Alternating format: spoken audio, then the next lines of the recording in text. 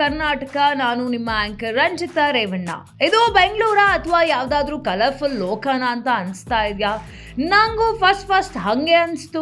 ನಮ್ಮ ಕರ್ನಾಟಕ ಟಿವಿ ಮತ್ತು @6 ವತಿಯಿಂದ RR ನಗರದಲ್ಲಿ ರಂಗೋಲಿ ಸ್ಪರ್ಧೆ ಆಯೋಜನೆ ಮಾಡಿದ್ವಿ.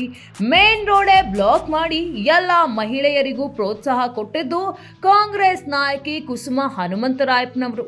ಕಿಲೋಮೀಟರ್ ಗಟ್ಲೆ 250ಕ್ಕಿಂತ ಜಾಸ್ತಿ ಮಹಿಳಾ ಮಣಿಯರು ಇಡೀ ರೋಡ್ನೇ ಫುಲ್ ಕಲರ್ಫುಲ್ ಮಾಡಿದ್ರು. ಇಲ್ಲೂ ಅದೇ ಪ್ರಶ್ನೆ, ಯಾರಿಗಪ್ಪ ಬಹುಮಾನ ಕೊಡೋದು ಅಂತ. ಅಷ್ಟು ಸಖತ್ತಾಗಿ ಎಲ್ಲರೂ ಕೂಡ ರಂಗೋಲಿ ಹಾಕಿದ್ರು. ಅಂತೂ ಇಂತೂ ಟಾಪ್ 3 ಸೆಲೆಕ್ಟ್ ಮಾಡಲೇಬೇಕಲ್ಲ.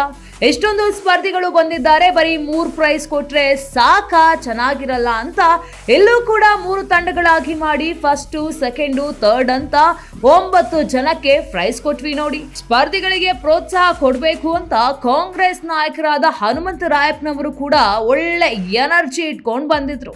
ಅಷ್ಟೇ ಅಲ್ಲ, ಕುಸುಮಾ ಅವರು ಎಲ್ಲ ಮಹಿಳೆಯರಿಗೂ ಸಂಕ್ರಾಂತಿ ಉಡುಗೊರೆ ಕೂಡ ಕೊಟ್ರು. ಈ ಕಡೆ ಶಾಕ್ ಆಯ್ತಾ, ಹಾಕ್ಲೇಬೇಕು ಅಂತ ಶಾಕ್ ಕೊಟ್ಟು ಪ್ರಥಮ ಬಹುಮಾನವನ್ನ ಪಡ್ಕೊಂಡಿದ್ದು ಶಿವು ಅನ್ನೋ ಒಂದು ಹುಡುಗ.